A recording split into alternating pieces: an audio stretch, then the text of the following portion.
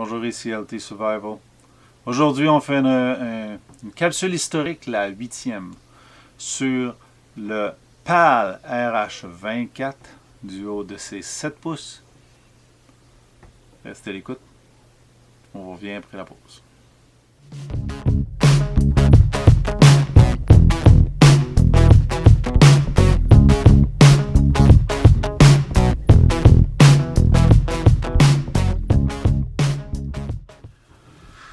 Dans cette vidéo-là, je vais vous parler un petit peu du couteau de mon grand-père,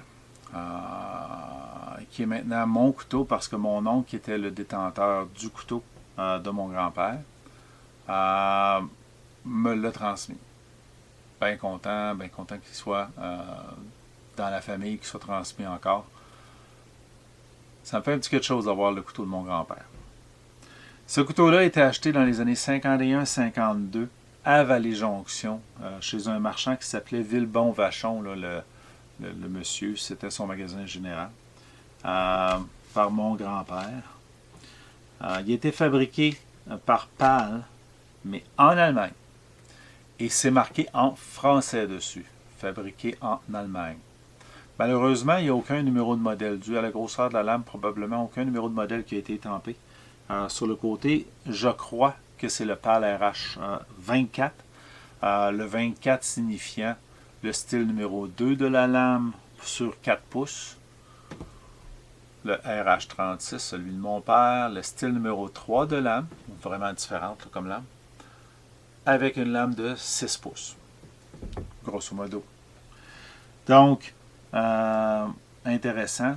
Je l'ai mesuré, là, la lame fait vraiment là, 3 pouces et, comme je disais tout à l'heure, fait 3 pouces et quart de long. Donc, un sous 4 pouces. OK.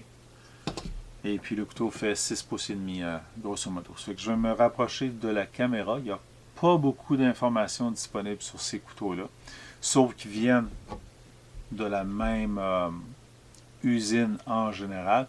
Celui-là, Sheffield, England, celui-là d'Allemagne.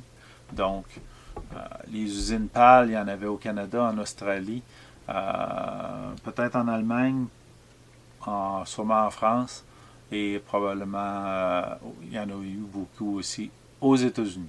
Restez à l'écoute, on revient après ceci. Voici l'étui du couteau PAL RH 24. Comme vous voyez ici, la ganse pour retenir le couteau, elle est neuve. Le dessus est neuf. Et je crois que l'arrière est l'original, probablement proche de l'original. Un petit peu usé, un petit peu plus usé là, quand on regarde l'intérieur. Je pense pas que le couteau, à moins qu'elle ait été complètement refaite. Je suis pas sûr, mon oncle m'a pas spécifié si l'étui avait été refait à 100% ou en partie. Le couteau lui-même, on voit ici, il a un fuller, une blood groove pour laisser passer le sang. Okay, on voit la lame. La lame a été un petit peu maganée, passée sur un grinder. Là, on voit qu'il y a des marques là, d'une roue. La garde est simple. Stack ladder, là, encore des anneaux de cuir qui ont été empilés, avec des accents de couleur en arrière. Le pommeau. Le pommeau aussi était fait avec une vis. On peut regarder le couteau de mon père. Le couteau de mon père aussi, qui lui vient de Sheffield en Angleterre. C'est un boulon octogonal. Celui-ci est rond avec une slot là, pour pouvoir le serrer là, avec un instrument, là, un tournevis là, à couper. On voit, je ne sais pas si ça va, vous allez le voir, le thread là, de la vis là, qui permet de monter la note sur le rat-tail. Celui-là ici a été complètement là, buffé, ramené au plus proche. Et puis a été écrasé là, pour pas que ça rouvre. Donc, même construction de base. On voit ici la marque.